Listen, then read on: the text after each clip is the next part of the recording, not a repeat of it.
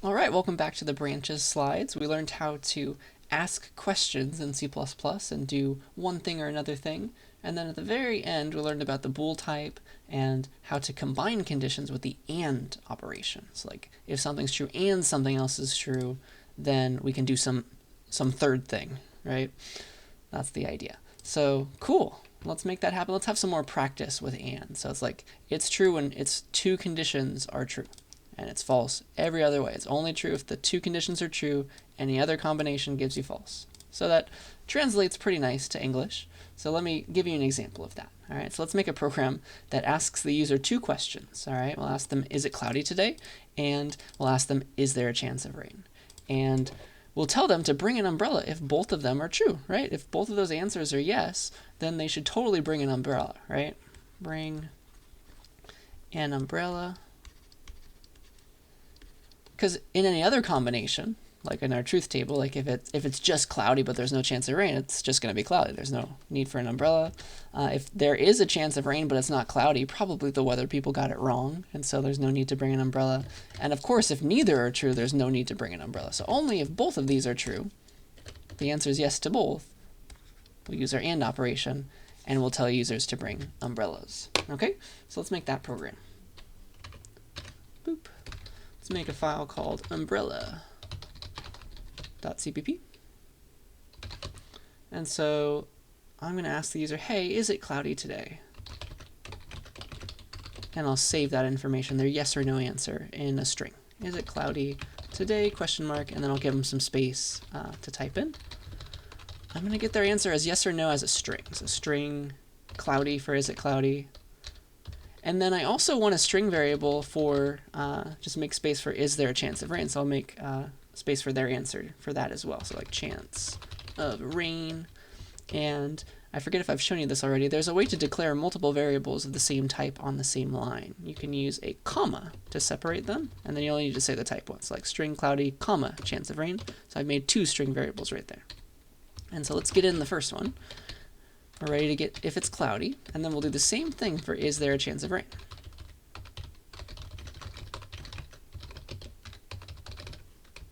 Okay, so that is that's the secret there. And so now I've got two yes or no answers, right? One in the cloudy variable, one in the chance of rain variable. And I'd like to tell the user to bring an umbrella only if they answered yes to both questions. All right, and so I can use an if statement and an and operation for that. So if they said yes that it was cloudy, so if cloudy holds yes, and also chance of rain, they said yes for that too. Only if both of those are true at once, right? If this is true and this is true, then I want to say bring an umbrella. In any other case, let's say that either like the weather people are wrong or there is no chance of rain to begin with, so there's no need to bring an umbrella.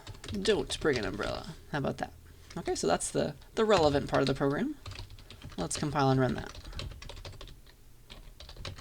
Boop. So is it cloudy today? Let's say yes it is, and there is a chance of rain. That's the one time to bring an umbrella, because like this is true and this is true.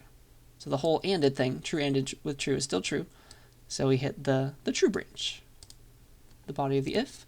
If we say no to anything at all, if there's let's say that it's not cloudy, but there is a chance of rain. Do you see how this part's going to be false? And it's going to bring down the whole and. False anded with true, still false. All right. Any other combination. So like, let's do yes, no, right? Again, that's going to be true anded with false, still false. And then of course, false anded with false is definitely false. The only way to make the thing true is to answer yes for both of them. All right. That's what the and operation does. It combines it, and it's true if they're both true. All right. So that is a reminder of what and does. I think you can imagine that there's also an or. So here is the or operation. It's two of these pipe characters. It's the thing above your enter key. It's like shift backslash. So this, if you say it twice, that means or. And so let's make another umbrella program to ask these two questions. Let's say that we trust the weather person now. So if there's a chance of rain, we'll ask that question to the user, and then we'll also ask them, hey, is it currently raining as well? I think you can imagine if either one of those are true, or both, if either one of those are true, we should probably bring an umbrella, assuming we trust the weather people. All right? So that's what the or can do. You can check two things, and it's true if any of them are true. So here is options for A, options for B, all the combinations, and then A ORed with B. Do you see that it's true in a lot of cases? It's true if there's ever a true anywhere. See that? All these cases are true. It's only false if they're all false, if they're both false. All right? So yeah, that's what OR means. You can combine conditions. So if the user says yes for this one, but no for that one, you should still bring an umbrella because it'll probably rain later. Does that make sense? So that's true ORed with false, essentially. Should still be true. We still want to bring an umbrella in that case. So that's what the OR operation does. It gives you back true if any of those sides of the OR are true. So I think, let's make a new program, and I can copy a lot of this one, can't I? Umbrella2.cpp to show you OR. So I guess we'll keep the chance of rain, and in addition to that one, we have currently raining. That's our other question, right? Is it currently raining? And we'll read into that currently raining variable. And we want to tell the user to bring an umbrella if there's a chance of rain or it's currently raining. If any of those are true, right? We'll hit the true branch and say bring an umbrella. So if chance of rain is yes or currently raining is yes, please bring an umbrella. And yeah, otherwise, in the one case where neither of those are true, then we'll say don't bring an umbrella. Okay, and that's going to show us our truth table for OR umbrella 2. So if let's say there is a chance of rain and it's currently raining, totally bring an umbrella. If there's a chance of rain but it's not currently raining, still bring an umbrella, right? Because true ORed with false is still true.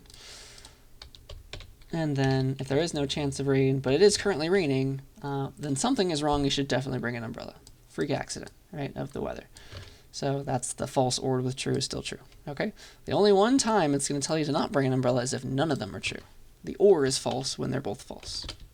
So neither of those are true. They're both false. It is not the case that this one is true or this one is true. I hope you can see that. Okay. It is a little weird to be precise with our language like this, but do come yell at me, ask me questions, go to office hours. I will make sure you understand it eventually. So that's what OR is. It's like picking out like it's true if any of them are true. And so a good thing to use OR for is you have a bunch of separate cases that you want to check for, like these. These are separate cases that we want to check for. Let's pretend that we have some cases that involve numbers. So let's say like here's a number line, here's like -50, +50, and like 0 in the middle. Let's say we want to do something when like either the number that we get from the user is within this little range, like, I don't know, 15 to 40 or something, or this range, -40 to -15, I don't know. Do you see how OR would be good here? It's like, check if the number's in here, check if the number's in here, and OR them together. It's like, is it here or is it here? It doesn't have to be in both places, it just has to be in one. That's what OR is good for. All right, because you'll run into like one of these cases essentially. So only if it's outside of both will it be false. Oh, all right, I hope that makes sense. So that's what OR is for. It combines two things with kind of the English idea of OR is one true or the other true, or both. Both is fine. So there's that one. I guess the last one I want to show you is the opposite condition. So that you can create the opposite condition, true becomes false, false becomes true, with this exclamation point. It means not. You read it as not. And so that's why your not equals to operator looks like that as well. That's why now you know. So you read it as not because sometimes, right, it's easier to ask like, tell me when something's false rather than when something's true. And then you can turn the false into true anyways with this not. All right, so if you have true, not will turn it into false. If you have false, not will turn it into true. Just put an exclamation point at the start of it. It only takes the one thing. Okay? So let's see. Yeah, sometimes it's easier to ask a question like, I want something to happen when it's not true that A is less than B. Right? Maybe it's easier to formulate the question in your mind like that. And that comes up a lot. All right? Sometimes you can get rid of the not. You can get rid of the not with some math. Like, it just so happens that the opposite, the negation of less than, is greater than or equal to. And let me just show that to you, because it's a good thing to know. That's the negation of less than is greater than or equal to. And I think you can figure out the rest. Let me show you all the cases and why that's true. I will draw a truth table for that. So I need A, B, A less than B, and then I'll show you the negation of A less than B.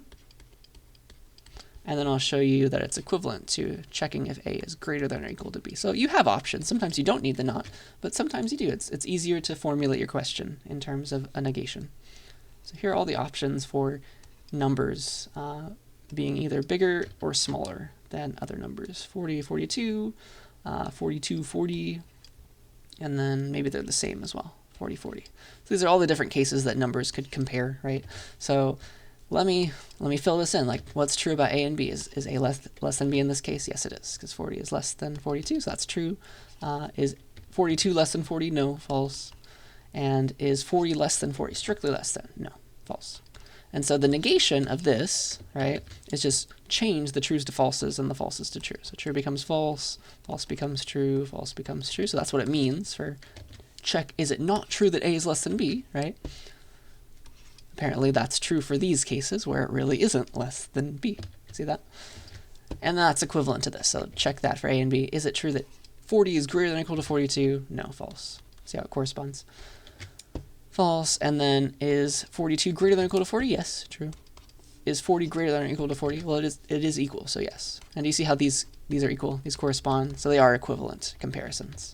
But sometimes, I promise, it'll come up that it's easier to ask the question this way, including the not. Do the negation, all right? It's called negating your condition. It's another name for that, okay? So I think that's what I wanted to show you. That's like your third operator on Boolean values, bools. And I think I'm ready to teach you a fun fact now. I'm going to give you a table that you're going to have to look into a little bit. So, because one day, right, you're going to write a giant condition. You're going to have like if a bunch of stuff, right? You're going to do some operations like with a bunch of pluses and stars and less thans and slashes and ands and ors, and like somehow eventually you're going to want to know how the answer is going to be created. All right, so maybe you're going to write some code like this, like 5 times 7. You can use parentheses too. 5 times 7 over 3 plus 4, because like we want to, let me not do that first. Like you're going to do something like this essentially, right? You're going to ask this question, like A less than B ANDed with B less than C, that's supposed to be less than symbol, ORed with C, checking if C mod D is equal to 42, and this answer might change depending on the order of operations for all these symbols, right? Like we want to know, like, how is C++ going to draw parentheses around all of our expressions? Because, like, you know, in math, right? This is where I'm going with this, because the star would be the C++ level multiplication, right? Because maybe you did something like this, right? Over 3 plus 4. You know that this is completely different to this, don't you? Because like there's a precedence to it all. Or wait, no, I guess that would be fine because it is going to do it from left to right. But this would be completely different from this, right? Do you see that? It's how do you draw your parentheses? What is the order of operations that matters? All right, I guess you get this one for free technically. So like we need that for programming. We need that for all these guys. Like how do we know which one happens first? Which ones are going to do their parentheses first, essentially? Which ones come first? And so the order of operations for programming, another word for that is precedence. Which operations precede other operations? So there's an order of precedence. There are different precedence levels. I'll show that to you. It's just like the PEMDAS from math. And in that order, like what you're going to do, I'll show you how, is you'll figure out the order by drawing parentheses, and what will happen, I'll explain this in picture form, but I have to say it first, all right? So let me say it. In order of precedence, every operator, so like these guys are operators, less than, and, or, modulus, equality check, those are all your operators. In the order of precedence, every operator is going to take the smallest thing that it possibly can to the left and to the right of it, if it's an operator that takes two things, all right? So just remember those words. Remember that phrase, even though it doesn't make sense yet without an example. Each operator will take the smallest thing it can to the left and to the right of it, all right? So with that in mind, here are some examples that you might write in code. Let me show you how C++ will draw parentheses and do them first in order of precedence. So here's the precedence table. I'm going to give that to you next to the slides in Canvas. So go to look there to find it. Here's the precedence table. The things at the top, these guys, are the highest precedence things. They happen first. Draw parentheses first. And then down here at the bottom, those are the lowest precedence things. They are done last. They're getting the chance at drawing their parentheses at the very end of everything.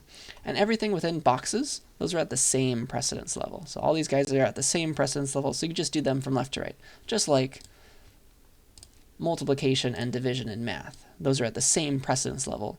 It's just from left to right. That's the order to them, okay? So what you do is when you have an expression, you want to know how is it going to give me an answer back? What's the order of operations? You're going to go to the precedence table and look for all of the operators in these expressions. All right, so like this one has star, modulus, and plus. You go and find all of those. Like where are they? Apparently there's multiplication and remainder. They're at the same precedence level, so they'll happen from left to right. And then addition is underneath that, just like the normal math rules. So PEMDAS is baked into this precedence table. Okay, but you see other things, like here are comparisons. They're done after those, after the math is being done. See that? That's important. So let's see, the lowest precedence thing is assignment, which kind of makes sense. It has to do everything on the right side first. So, okay, here are my operators. And so we're going to go consult them in the precedence table. Multiplication and remainder are at the same level, so we're going to, like, these get the first dibs at things, and we're going to go from left to right. So multiplication, that means happens first, and then remainder will happen second. And then plus is the last thing, right? Plus is the last operator, and it's below them both, so it's got to go last. Sorry, plus, you're taking your stuff third. All right, so that's the order of operations. And now let me show you what I mean by this. In order of precedence, we've just figured out the order. Every operator takes the smallest thing it can to the left and to the right of it, and that's what it draws parentheses around. All right, so for example, the 5 is the only thing on the left side of the star. So the star gets to choose. It's going to pick the smallest thing it can to the left and to the right of it, and that's what it's going to act on. That's what it's going to multiply. So there is only one thing on the left-hand side of the star. So it's going to take the 5. It's going to multiply the 5 with what now is the question. Is it going to multiply it with this entire answer? This entire answer? No. It's going to take the smallest thing it can possibly take, and that smallest thing is the 7 right now. Does that make sense? That's what it's going to do. The smallest thing it can to the left and to the right of it, that's the 5 and the 7 for the star. And that's what goes first. It gets first dibs, okay? And now it is the remainder operations term. Again, it's going to take the smallest thing it can to the left and to the right of it. It's turn to go, so it's going to take the smallest thing it can to the left and to the right. So it can't do this, right? It can't take the 7 somehow, because that's part of this parenthesized expression. It is forced to take all of this. You see that? Like we've already got this as a unit. So it's forced to take this on the left, the 5 times 7, and now the question is, what is it going to take on the right of it? Is it going to take the 3 plus 4? No. It's going to take the smallest thing it can, so it'll take the 3 only. You see that? That's the secret. That's the order of these operations. That's what they're going to do. That's how they're going to draw their parentheses. And then finally, the plus, you don't really have to do any more parentheses. You just know, right? There's only one thing on the left that you could possibly take now. You can't like split it up like that or anything. That's impossible. And then there's only one thing on the right. That's just the 4. Okay, so that's the order of operations. That is what C++ is going to do. That's how it's going to draw the parentheses and do things first and second and third to get an answer for you. Okay, and that might change the answer depending on how it does it. So you have to be careful. You can add in your own parentheses if you want to be very precise. Sometimes you need that. All right, let's do the harder one now. All right. So first of all, what are all my operators? I got less than, and some more less than, or, remainder, and equality check. That looks like, I think remainder is the tallest. That's the highest precedence thing. That's going to happen first. And then it goes, it looks like it's less than happens next. For some weird reason, the ones with less thans and greater thans happen before the equality ones, equality checks, equal and not equal to. So that's okay. I guess less than happens before the equality check, and these two less thans go from left to right in that order. And then and takes precedence over or. Do you see that? That's very important. So, all right, with that in mind, who goes first? I think it's remainder check. So remainder is going to take the smallest thing it can to the left and to the right of it. That's just the C and the D, right? It's not going to try to take all this and all this. It's going to take the smallest thing it possibly can, and that's just the C and the D. That's what it's going to do the division on and give you back the remainder for, okay? And then, all right, now it's either less than, and, or equality check. What is it? It looks like it's going to be less than. All right, so we got two less thans. They're going to happen from left to right. All right, so we're going to do this one first, and then this one gets a turn. So this one takes the smallest thing it can to the left and to the right of it, and I hope you see now it's A and B. That's what it's taken. And then same for this one, it gets to go next. It's going to take the smallest thing it can, so not all this, not all this. It's going to take just the B and just the C, right? And so those are spoken for now. Now it's just a quality check and an OR. And it looks like it's a quality check first. So this guy gets next dibs. It gets to take the smallest thing it can to the left and to the right of it, which is going to be this guy and this guy, right? It's the smallest thing it can find. So that's going, and those are the two things it's comparing, essentially, for equality. And then it's AND versus OR, all right? AND versus OR, AND goes first. So AND is going to take the smallest thing it can to the left and to the right of it, so that's this guy, and not this guy, but just this. See that? Those are the two things it's ANDing together, that and that. And then the OR is last, and there's only one option at that point. So it's going to OR together the two smallest things it can find, which are the only two things it can find. It's going to OR together that and that to give you your final true or false answer. See that? That's very important that we can read that table and understand how it's going to work, because that might change things, right? That can lead to bugs if we don't fully understand the order. And so here is a question for you. There's a reason I'm asking it. Here are two examples, all right? Two examples. The only thing that's different between them, between 1 and 2, are I have hard-coded some parentheses here. You can force parentheses into C++. You can add those all you want. So I have forced an order of operations kind of here. I've just let the default go here. Assume that you have two variables, x and b, and x is an int variable that holds 5, and b is a bool variable that holds true. All right, so with that in mind, what is this going to give back, and what is this going to give back? Use the precedence table. You know where to get it, right? Here it is. Here's the relevant part of it, at least. You can pause here if you need to. But there's the precedence table. Draw the parentheses for this one and for this one. So these have been forced upon you. You have to keep them. And then see what the answer is going to be. It's either true or false for 1 and for 2. Are they the same or are they different? All right. So did you find it? Did you get it? So I'll just do this quickly. I think it's going to be plus first above all these, right? So math happens first. +1, x +1 for that one too. And then it is less than, greater than, or an and is left. So it's going to be less than, greater than at the same level. So let's do both of those from left to right. So less than gets to go first, right? So it's going to compare these guys, right? And then same with these. And then the greater than gets to go second. It's going to compare the x and the 5. Those are the two smallest things it can take. And then what else? Oh, I was supposed to be doing this in a different color. Give me a second. It's easier if I do it in a different color for you. So there's that one, and then less than or greater than go in that order. Less than first, greater than second, because they're at the same precedence level, go from left to right. And then it's either and or. And goes first, right? And goes first. It has higher precedence than or. We say that and binds tighter than or. It's taking things first. It's holding on to them. So and gets to go before or. So it's going to and on this one, and this. See that? Just the B and this result. Okay? And then and, we have forced its hand here because we've drawn in our own parentheses. So because of these, the only thing it can take, can't like chop into the parentheses or anything. It's got to take on the left then all of this, and then it will and it with all of that. See that?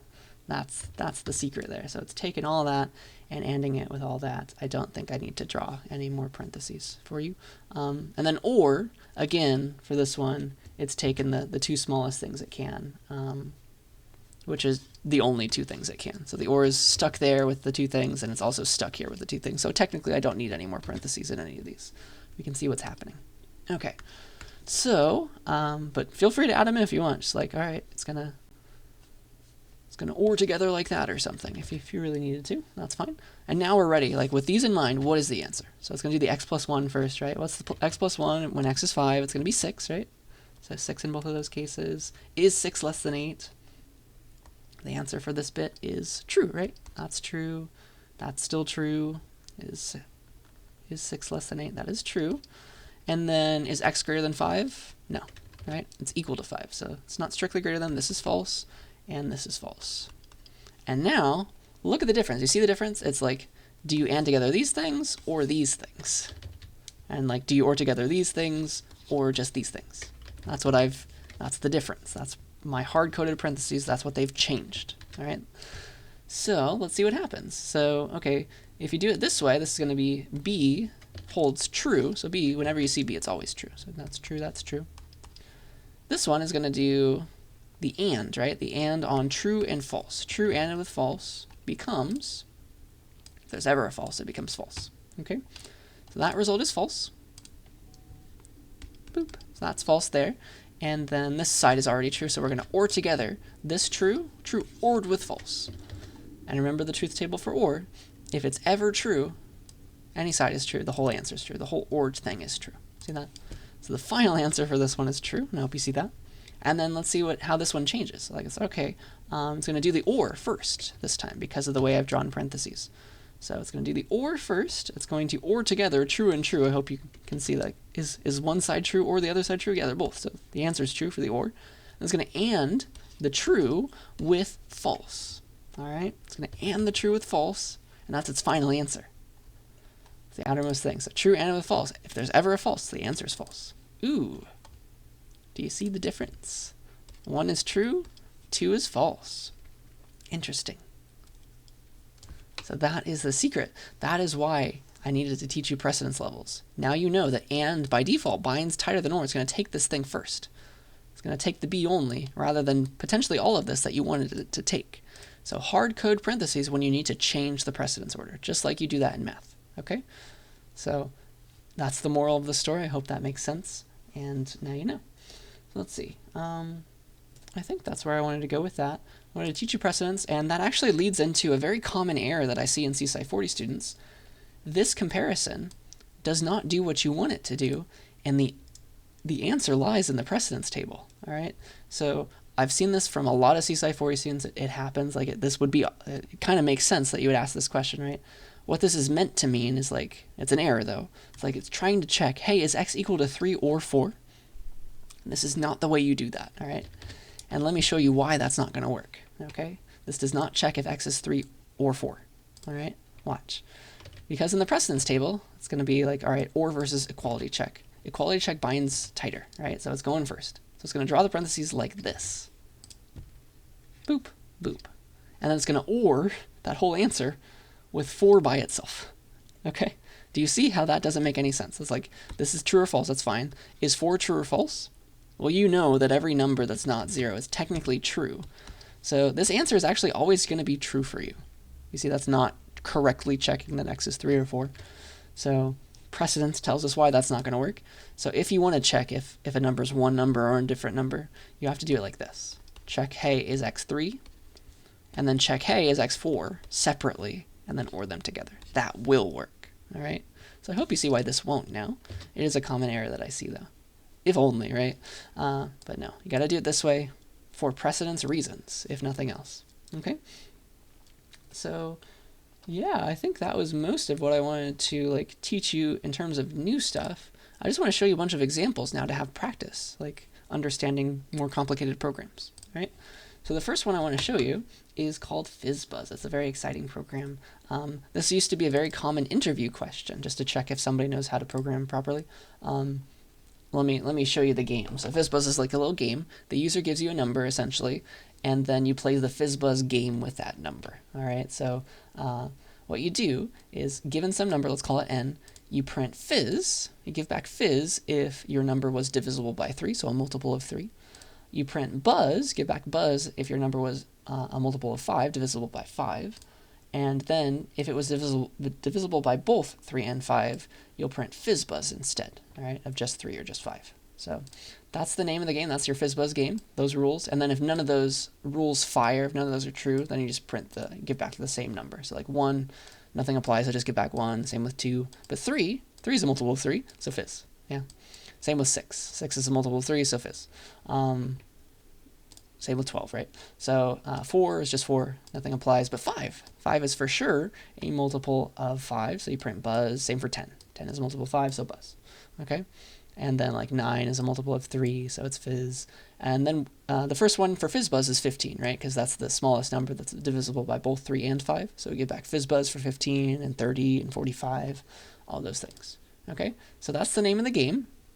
And now you have to program it. All right, so here's how you check if a number is divisible by something. I've actually already shown that to you with our even and oddness check, right? Because even and odd is just checking if a number is divisible by 2, isn't it? So it's like check, try to divide it by 2. Does it go in cleanly, right? It was even, means it was a multiple of 2, right? It divided by 2 and it went in cleanly. There was nothing left over. That means it was divisible by 2. So that's a divisible by 2 check. Extrapolating from that, you can get a divisible by 3 check and a divisibility by 5 check. Yeah, this is your if statement's condition to check for like the fizz, right? This will check if it's divisible by 3 because you're trying to divide by 3. If nothing is left over after that, then it was a multiple of 3. It went in cleanly. See that? So that's the secret. Okay, so that's FizzBuzz. That's the game. And here is a question for you. Here is an example implementation of FizzBuzz. It's trying to do this, right? It's trying to run this game, but it's wrong. There's something wrong with this code. Pretend that you've got the number already from the user, and you're just doing your stuff. You're doing your if else's, and all that fun stuff. So fizz, checking for fizz, and then just like the number itself. There's something wrong with this code. Do you see it? So take a second, try it out. Think of it in your brain first before going to code. But here's the table. Here's the rules of FizzBuzz again, if you want to pause here for a second. And then I'll go back to the question for you. So give that a try. Can you explain what is wrong? All right, let's figure this out together. A good way to figure out exactly what's wrong is to go back to these kinds of flowcharts. These kinds of flowcharts that check something. All right, draw how the program's going to run. And that's what I want to do for you first. All right, we'll go from there. So, all right, here's this code. Let's draw how it's going to execute. All right, what color do I want? Let's do, I don't know, I'll do green for fun because it's easier to show up here. So, okay. The very first thing, right, in a big long if else is it's just going to find the first condition that works, right? So the very first thing this entire thing does to figure out which branch to go down, right, is check the very first condition. Because like if that one works, we're going to run this body. Okay, so that's the very first thing it does is check this condition, n mod 3 equals 0. So that's the first question we ask. Hey, is n divisible by 3? Question mark, essentially. That's what it asks. And if that's true, right, we go down this body and then we're done, right? It's the first one that works. We go down and then we're done with the whole darn thing. All right. So if that's true, we'll print out fizz. Cool. So like work for 3 for sure. If it's false though, then we have some other options, right? Then we try, all right, maybe if that one isn't true, we'll try n mod 5. Check if it's divisible by 5. That's what it checks next, right? Is n divisible by 5? Question mark. That's how it's going to execute. It's going to try the first one. If it fails, it'll try the next one. And then if that's true, it'll go down this body. And then like it's found one to work. It's found the first one that works. It's done with the whole thing. So if that's true, it'll print buzz. Boop. If it's false though, all right, then it tries this option, right? Which is equivalent to checking, is it divisible by 3 and is it divisible by 5? So is n divisible by 3 and 5? Question mark. That's what it checks next.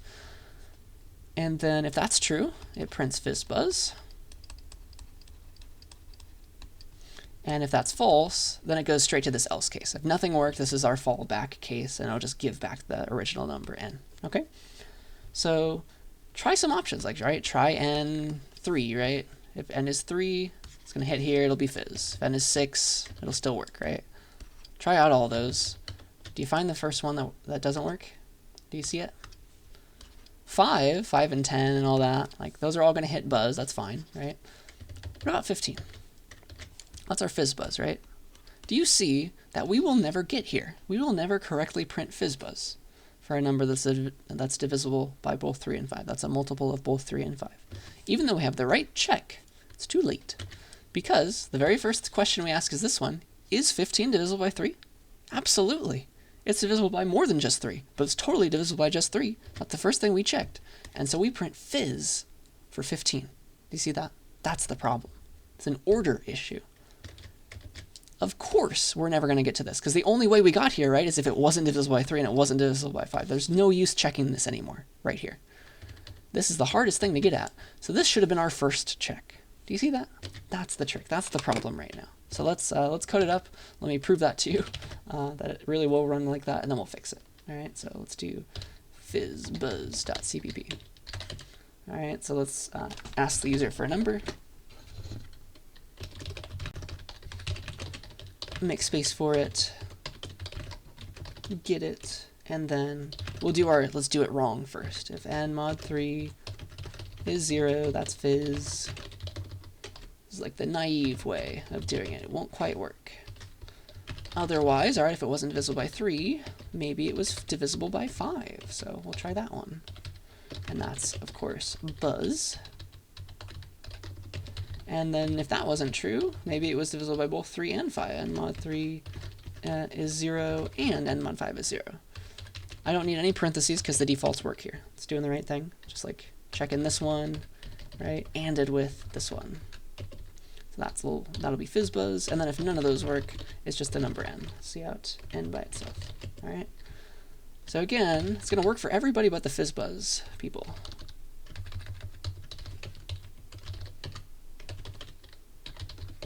Boop. So 3 and 6 are both fizz correctly. 5 and 10, those are both buzz. Like 4 and any prime number, 13, those are all just the number themselves. But 15 and 30, all the ones that should have been fizzbuzz, they're just fizz right now. So this is incorrectly the first condition. So I need to move these. So let's do some surgery now. This needs to become an else if, and then this guy needs to come first. Boop. That's just a normal if to start us off. So this needs to be the first condition. See that? So that's what we got to check for first, because that's the hardest thing to have happen. Like in these two cases, like these are easier things to check. Like only if these both weren't true can we say, okay, maybe just one of the sides was true. That's easier to make work. All right, this is the hardest condition. It better be the first thing we check, because otherwise we'll never get to it. All right, because we only got to this one, right? It was in the wrong spot because like this was false. We know that if we ever get to this check, it was not divisible by 3, so that was the wrong place to put it. Okay, so now it's in the right spot. Let's recompile, rerun. So 3 and 5 and 13, they all work properly, and now 15 gives us our fizzbuzz. 30 gives us our fizzbuzz. It's doing it right. Is it divisible by both? Yes, fizzbuzz. If that's false, then we try all our other options. Like, okay, maybe it was just divisible by 3, and then it'll do the right job there. But if it was both, we try that first. Okay, so that is that's fizzbuzz in a nutshell. You can kind of see why it used to be a good interview question, because it's like the naive answer is wrong. You can quickly see, does somebody know how to program really? This is too common now. Everybody knows about it, so it's sadly not an interview question anymore. All right. So it's too easy now. Let's next talk about string comparisons. This is a weird one, so let me show this to you. All right, strings, you can use the less than operator on strings. It is very weird like that. Do I want to show that to you in code? I guess I want to do something at least in code.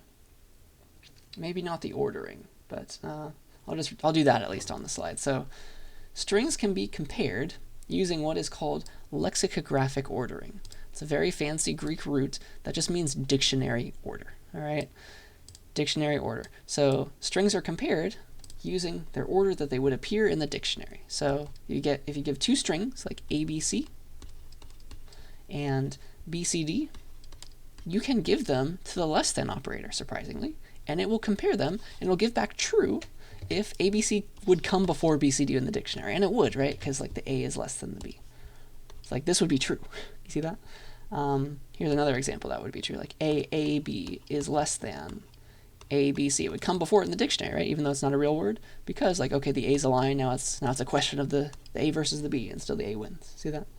So that's a thing. You have to be careful because it's really not doing strict dictionary ordering. It's doing ASCII code ordering. So like for that reason, the number 0 is less than the character for A, and like the capital A comes before the lowercase. All the capital letters come before all the lowercase letters because that's the ASCII ordering of it all.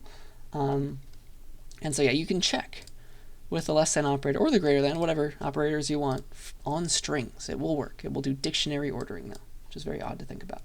All right. So with that in mind, let me show you a cool library. It's called CSCI. Right? You can search for it. but I can just go straight to, it's part of the C library. CC type has a bunch of cool functions in it that check things and then also do some conversions. All right, so here are some checking functions, like check if the character, you give it a character.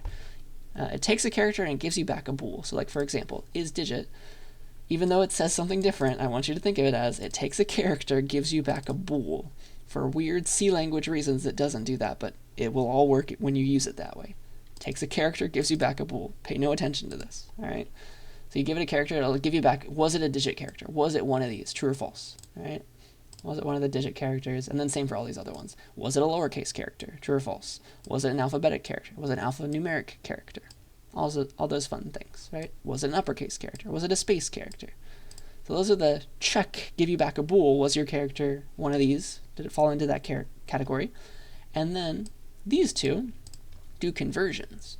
So this one's called to lower and this one's called to upper. What they do is they take a character again.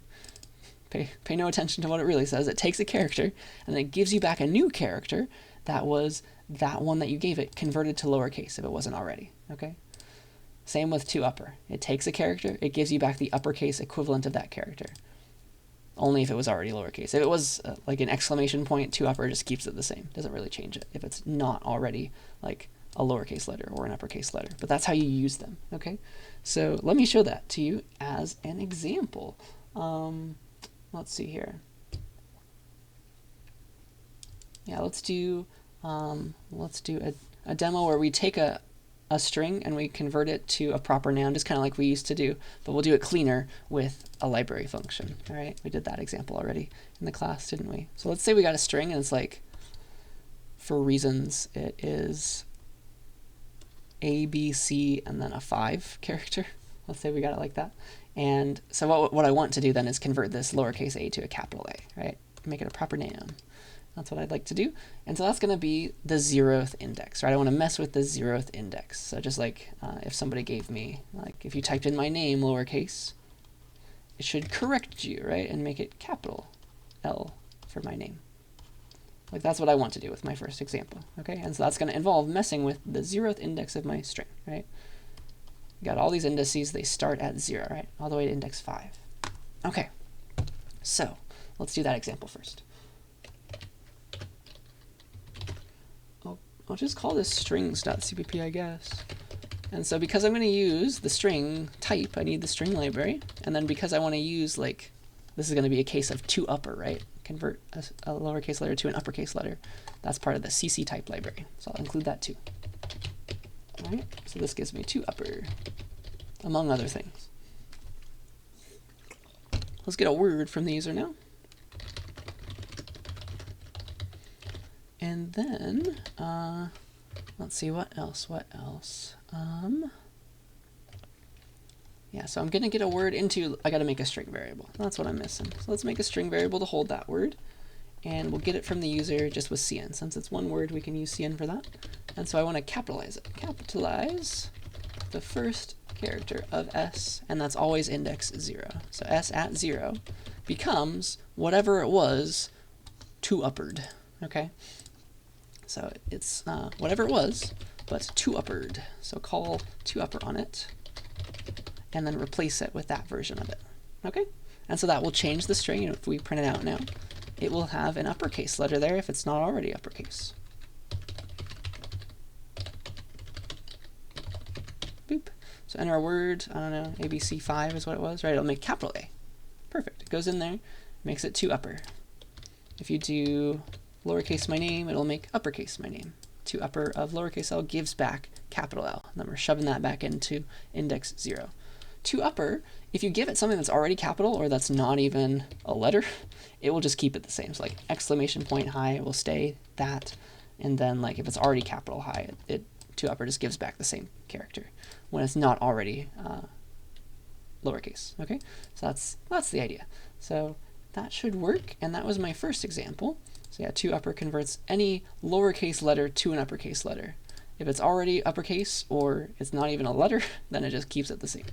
So it's useful in any situation. And then one last demo, a fun one. Let's check if a string ends with a number. So that's why I drew this exact one. So let's say I've got a string, right? I don't know what I got. It's either, maybe it could be ABC5, it could be Latin. It doesn't have to have a number at the end of it. I want to go here, right? I want to go here and figure out, was it a digit or not? So I have a function for that, isDigit, that lives in CC type. I'm going to use that, to upper and isDigit, right? I want to use it, but I need to get to that index, right? I need to get to the last index of this string, right? Whatever it was. In this string, it's 0, 1, 2. This is index 3, right? It's index number 3, but it's always like a question mark. For this string, right, it's index number 5 that I want to look at. Do you see how it's possible to get the last index of any string? Because like we don't know how big it was. We have no clue. We don't know what that last index is, right? Do you know that, could you find a way to find out? Do you see it? That's something you can do to strings. You can do some math based on the result of checking the size of your string. Because do you see, like this is size 4, right? The index, 0, 1, 2, 3, is the last one. So 4 versus 3. This string is size 6, right? There's 6 characters in my name. The last index is 5. Do you see a pattern? You can always get out the last index of your string by doing the following. You can say s.size, and then subtract 1. That's always your last index. See that? That's super nice. So we can do that now. We can get at the character we want, s at this index, and then we'll check if it's a number with isDigit. Okay? So that's the secret. Now we know. Let's go down, and so we got this string s now. String s. We've messed with the first character. Let's also check the last character. Check if last character was a digit.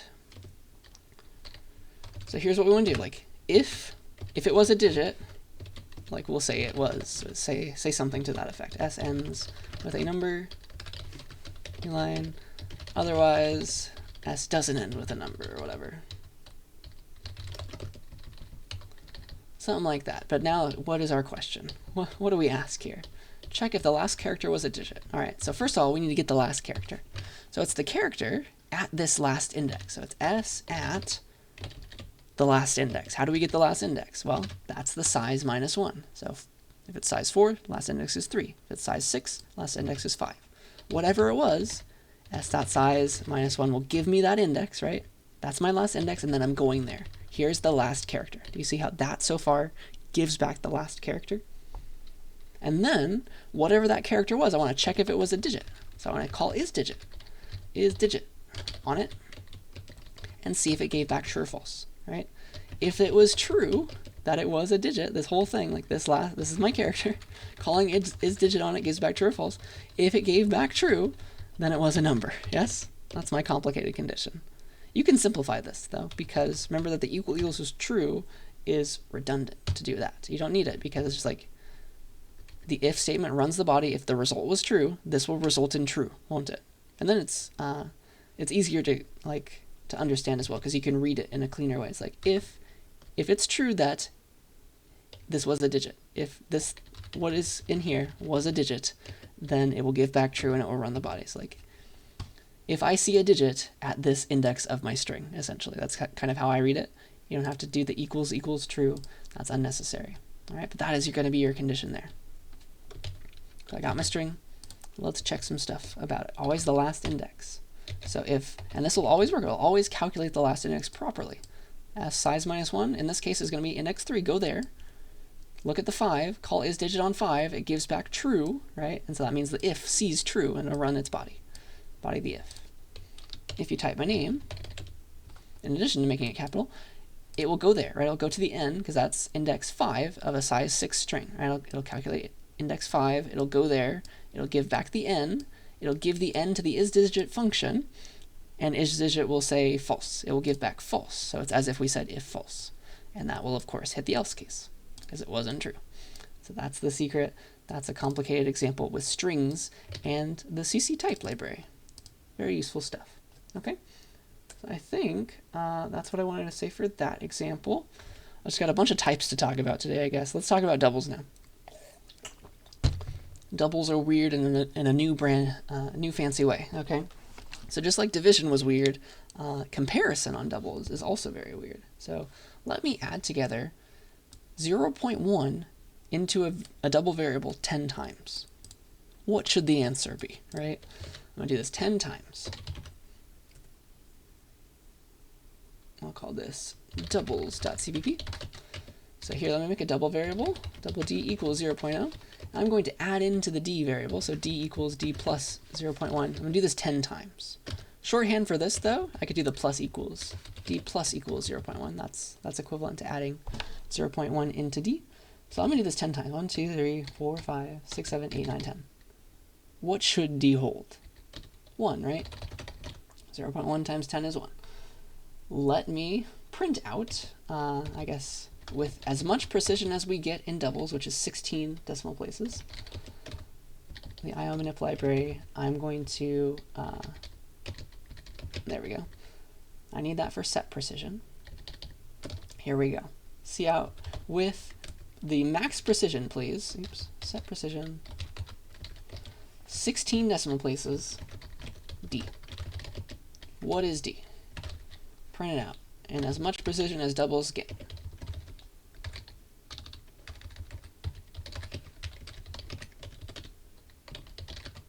Oh no.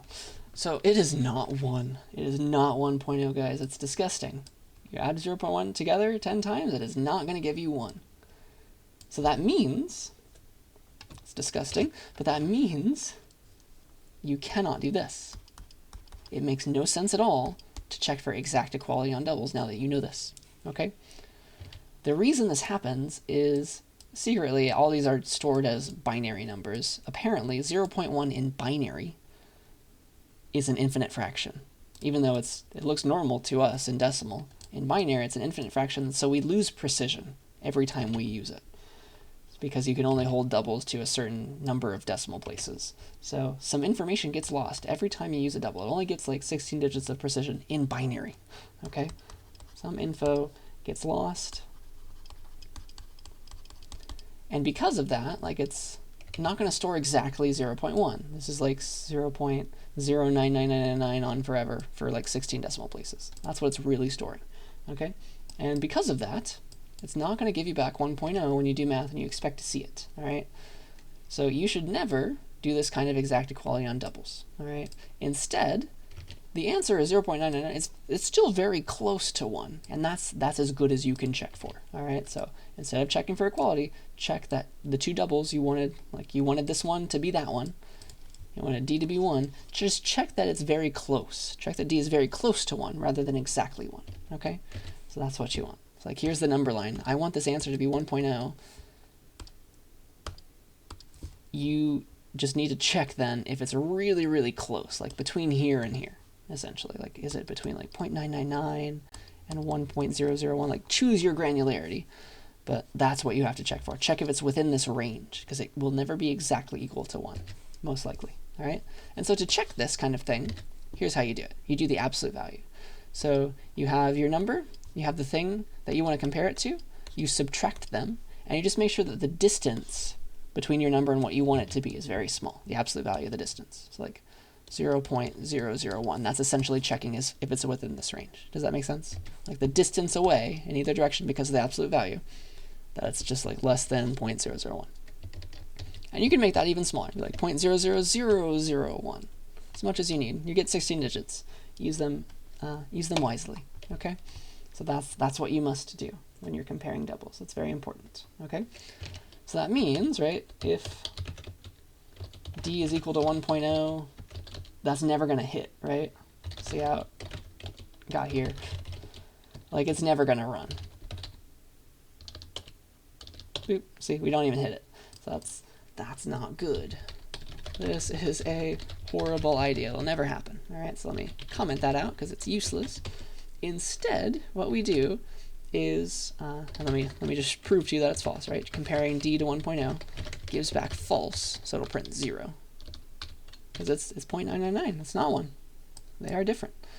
So instead of this, what you do is you take the absolute value, you do the subtraction, and do the comparison, just like that. Okay, just check that it's really close. The distance away from what we really wanted is very close, very small. Okay, so the absolute value lives in the CMath library. CMath, And then it's FABS, right? You should be reading about that in your book right about now or so. So it's called FABS. It does exactly what you would expect. It takes a double, gives you back the absolute value of that double. Okay? Gets rid of the negativity. Technically, you could program your own FABS right now, couldn't you? You can do an if statement to check if it's negative and multiply it by -1 if it is. But we'll use the function. It's easier that way. So I included CMath, and then I'll use FABS. So here's what I want to check now. Check if subtracting d minus 1.0, if the absolute value of that is really, really small. So like less than 0. That. How about that? Okay, that's what I want to check. And this will be true, right? It is close enough. It's within that range. Very small range.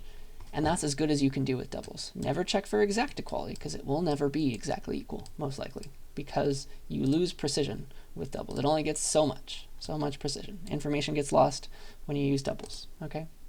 So yeah, with that in mind, now you know how to compare doubles to each other. This one's true, this one is false, all right? Always use this kind of comparison. Okay, what else? I just have a few more examples for the day. Let's do the full grade calculation program. All right, so let's say that we have like a normal grading percentages. So like we're gonna ask the user for a grade. They'll give us their grade, and it better be a double, right? 85.5, because it could have decimal places. Everybody's percentage can have decimal places very easily, right? Get partial credit. And so let's say that if you're between 90 and 100, or even just like 90 and infinity, right, then you're an A. If you're between 80 inclusive and 90 exclusive, so that's 80 up to like 89.9999, then you're a B. If you're between this range, 70 to 70.999, so not including 80, that's a C. 60 to 70 is a D, and then 0 all the way to 59.9999 is an F. All right, so it's a great example for you to try this. So pause the video, try this yourself, and then I'll show you my answer. It's gonna be a big long if, else, all the way to else probably for the F. Okay, so this order will work for us. Let's see here, and honestly, you only need one side of these ranges. So let me show this all to you now. Let's get a grade from the user. Call this grade.cbp. So enter a grade, make room for it as a double, and then we'll do some comparisons. Like if the grade is greater than or equal to 90, then it's an A, right? Because it's between 90 to infinity in that case. So that's cool. If you want to be very pedantic and be like, yeah, it's a double, you don't need to do this, but you could. So like 90.0 to make it very clear that you're comparing doubles. But it won't matter. It will do the same if you just type 90. Then it's an A. And then otherwise, else if, notice how, like, you could do it this way. Like, it's greater than or equal to 80. If grade is greater than or equal to 80, and grade is strictly smaller than 90. That's a B, right? This would work. This is totally fine, but it's extra type in that was unnecessary. So notice how, like, this is that range, right? 80 to 89.99. That is exactly this, right? You don't actually need to say this, though. You don't need to check for this, because that's always true. The second you got to this failed, right? The only reason you got here and tried this condition is because this one failed. So what is the opposite of grade greater than or equal to 90? Grade strictly smaller than 90. You know that that is for sure true the second you get here. So it's useless to do that extra. See that? It's always going to be true, right? The only reason you're here is because it's true. So you can just check the lower half. It's like, all right, if this wasn't true, then it's smaller than 90. But if it's still greater than or equal to 80, 80.0, then it's a B. This is just by the ordering, checking that it's greater than or equal to 80 and also strictly smaller than 90. Because if it was bigger or equal to, we would have hit the A, all right? So that's, you can just have 1/2. So same for C. If this was false, right, that means it's strictly smaller than 80. Like, all right, maybe it was a greater than or equal to 70, so that would make it a C. See that? You only need 1/2 of the range if you do it in this order. And then one more else if for the D, right? If it's less than 70, this will fail, right? And then if it's greater than 60, we'll have our proper range for D. And then if it's anything else, right, you don't need an else if anymore. You can just do an else for f, because do you see how we will hit this only if this one fails? All these failed to get us to here. So if this one fails, what's the opposite of grade being greater than or equal to 60? Grade being strictly smaller than 60. And that's our condition for it being an if anyway. Okay, so that'll do it. That's the answer. And else ifs to the rescue.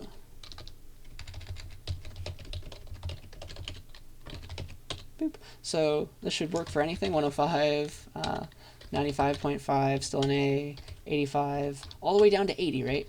80.0, still a B. And then 79.9999, right, is a C. It's strictly smaller. So this one fails, but it was still greater than or equal to 70. See that?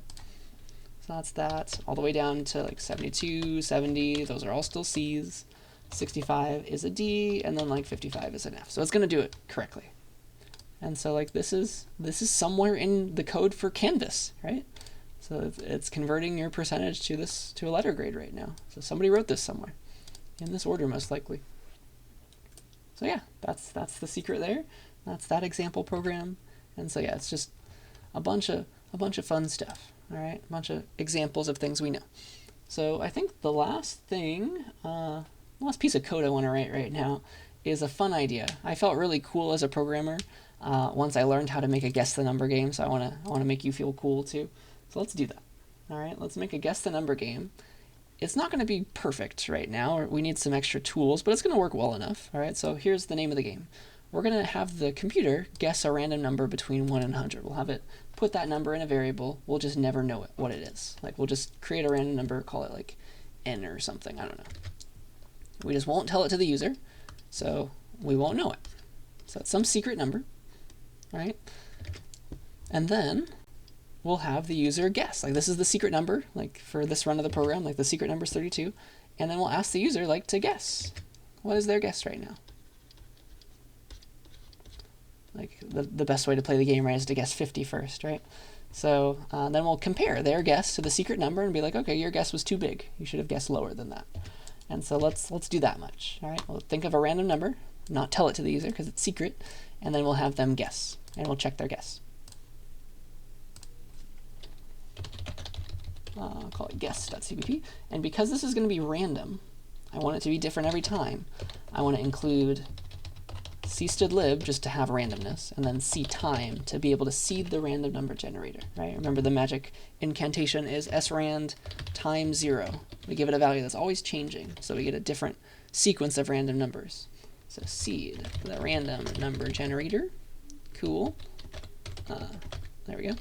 And then let's think of a random number now. So let's call it n. N is a random number between 1 and 100, right? So we're going to do rand, that's a big number. We'll shrink it down, mod 100. So now it's a number between, this makes it a random number between 0 and 99. If I add 1 to that, then it's going to be a random number between 1 and 100, right? And I don't need parentheses because you know the order of operations now. So there's that. And then I need room for the user's guess, don't I? So now I can just ask the user, right? Ask the user for a guess and see if it was correct. Okay, so cn into the guess variable, and then we'll check it. Be like, okay, hey, user, was your guess smaller than n? So like that would be, they guessed 25, but the secret number was 32. That means they guessed too low, right? So cout, tell them how to fix it, too low. So that's that one. Else if, right? Guess is greater than n. That's like this example. So like they guess too big. They need to guess lower. If their real number is smaller than their guess. So too high for that case. And then we just need one more else, don't we? Because look, if it wasn't smaller and it wasn't greater, it must have been just right if it's an int, right? Cout, you got it. Exclamation points. So that's a start, right? It's not going to do everything, but we're getting there. Boop. So there it is. If I run it, oh, did I do something wrong? I never outputted a prompt, did I? I guess it was waiting on the CN line, but I never instructed the user. Enter your guess, please. That's better. So enter your guess. Let's be like 50. And it says too high, and then it ends the program. And because it's different every time, like it's a different random number every time you rerun the program. So like it was too high that time, now it's too low this time. We will never win unless we guess it right on the first try. We have a 1 in 100% chance, right? So that's disgusting. Let's see. How could we fix this? Well, we want our program to keep going, keep asking the user until they get it right? So like instead of like just asking once and then ending, we have to do this a bunch of times, don't we? I gotta like copy and paste this. And so that's going to get a little disgusting. Also, if the user ever gets it, like we don't want to ask them again. Like if they got it the first try, we don't want to continue with the next try, right? So in cstdlib, where is that? cstdlib. In addition to other things, there is an exit function, and that will stop the program. There it is. Exit, and you give it a return code. So like 0. Because I'm in main as well, I could have just said return 0 to stop the program right here. That would work as well, but I'll use the exit function just to show it to you. So exit with return code 0, please. Successful exit. That will stop the program. So like that will make sure it never asks again if I guessed right the first time. So that should have been like here, right? Does that make sense? Like if they got it right, like just stop the program.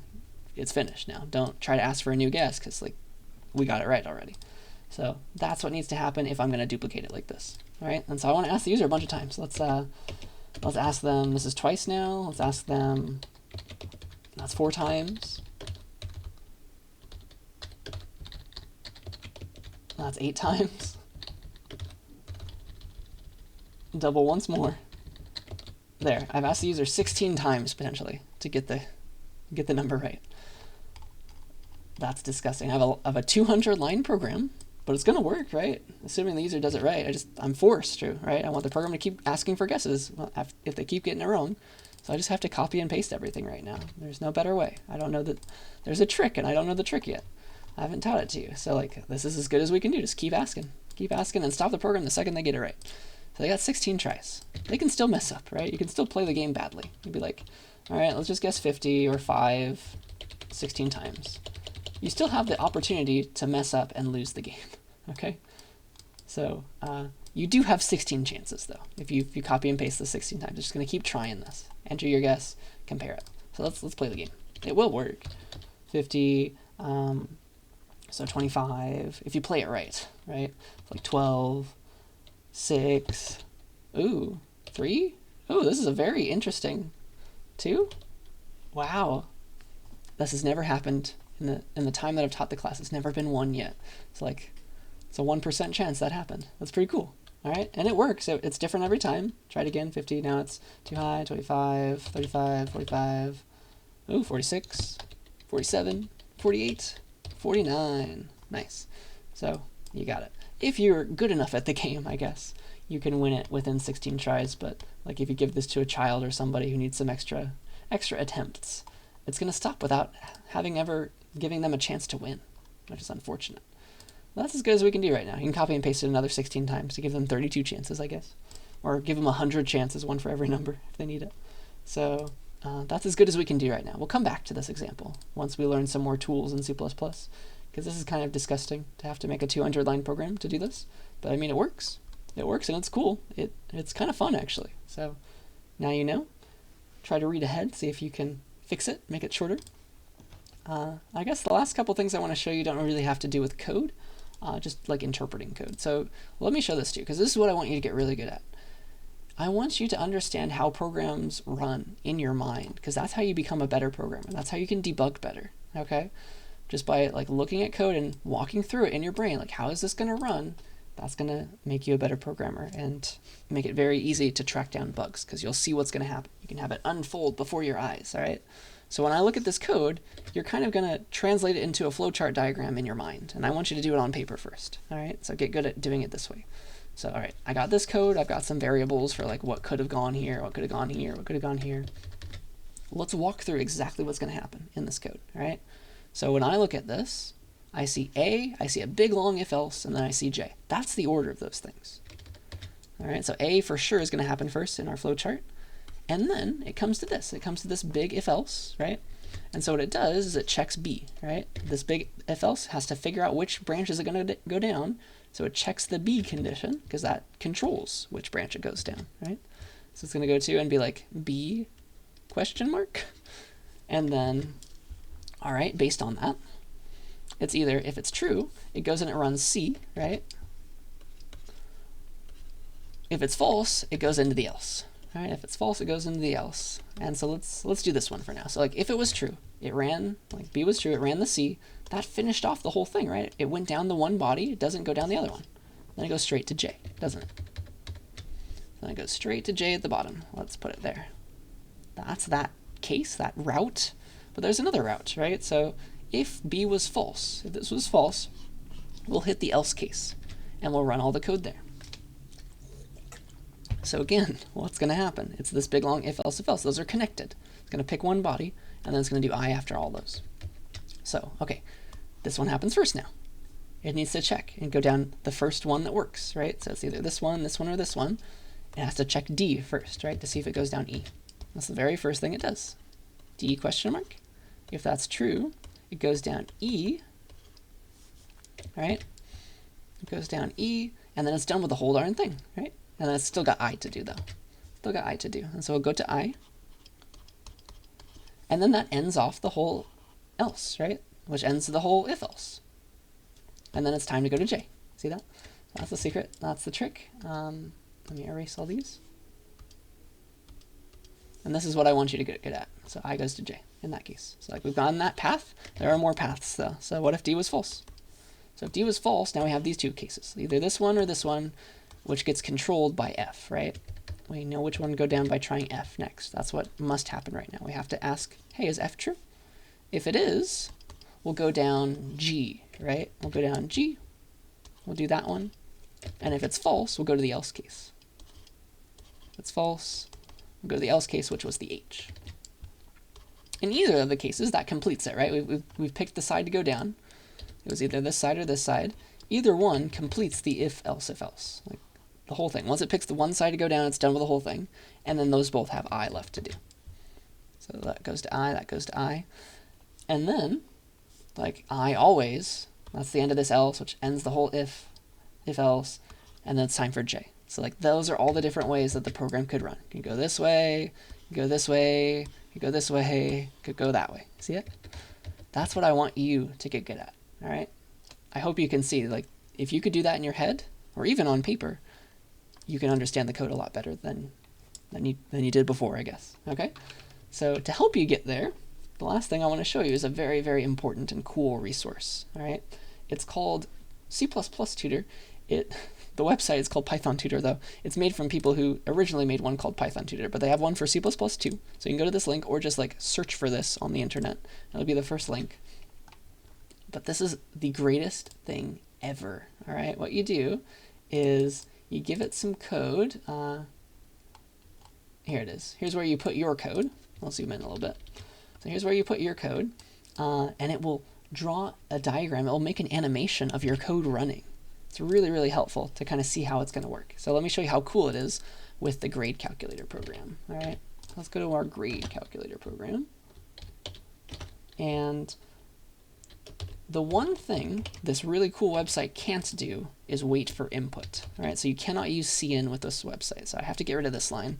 You just have to like hard code a value. So like grade equals 75.5 or something. All right, you cannot get input, but you can give output. So cout still works, but cin won't work, because what happens is you click this button and it will make the animation of your program running. So like it couldn't have waited for input in that case anyway. So that's why it's doing it this way. So you have to hard code your input if you have any. But once you've done that, it will give you a visualization of how your code's going to execute. It's the greatest thing ever. It's super helpful for tracking down bugs. So here you go. It'll take a second. We'll zoom back out. But now, all right, here it is. Here's your visualization. You have these next buttons and last, and you can do the slider as well. But like here's your code that you just entered on the left, and then here's an arrow marking what line we're running right now. It hasn't started yet. And then it also is going to show you every variable and how they change. It's really, really cool. All right. So let me click next now. It's like the first line of the thing. It's like cout, enter a grade. And here's the output window. So pretend we just entered the grade as 75.5, we hard-coded it. Do you see how the variable box just changed to 75.5? This website is going to save your life. It's the greatest thing ever. And so now you see it's running the if statement. If grade is greater than or equal to 90, next. So it did the check. Do you see that it did the check? It's like, no, didn't work out. It's not going to run the body. So it tries the next one. On to the else if. So it's going to check, hey, is 75.5 greater than or equal to 80? Do you see that it's false, right? You can see based on what it did that it was false and it moved to here. It also shows you where it used to be. So now it's on this one. It's on this check. Check if grade is greater than or equal to 70. Bam, it hit the body. See that? That's beautiful. So it's about to run this line. Click next. See it printed C. And then you see that it went down just one. That's how if else's work. So it went down just one, and it went down to the return 0. That's the last part of the program. It's finished. Do you see that this website is going to save your life? When you get to more complicated examples, it will walk through exactly how your code is running. You just have to hard code any example inputs. You can retry it again with new hard coded inputs, and it will draw a pretty picture and let you step through how your code is running, how your variables change. It is so nice. It also shows you when they're like not set, right? Because that's an easy bug to track down with this to help. Okay, so I think that's everything that I wanted to say. That is C++ Tutor. I hope that you use it and see how cool it is. Okay, it'll help you with this kind of stuff and for tracking down bugs. But yeah, I think we did it. We made it to the end of branches. The next set of slides is also very interesting. I'm excited to get there, but that's all that I want to do today. So I'll see you in the next one.